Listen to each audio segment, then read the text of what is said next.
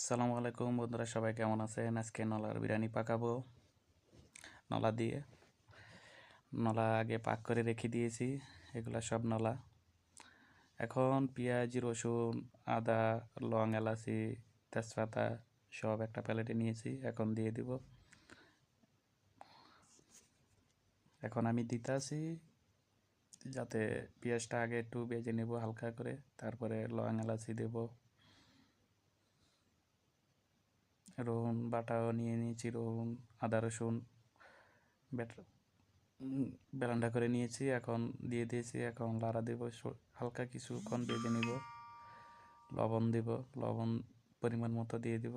দেওয়ার পরে এখন আমি কিছুক্ষণ হালকা ভেজে নেব, তারপরে চাউল দেব। চাউল দিয়ে নেড়ে চেড়ে চাউলটা কিছুক্ষণ ভেজে নেব। চাউলটা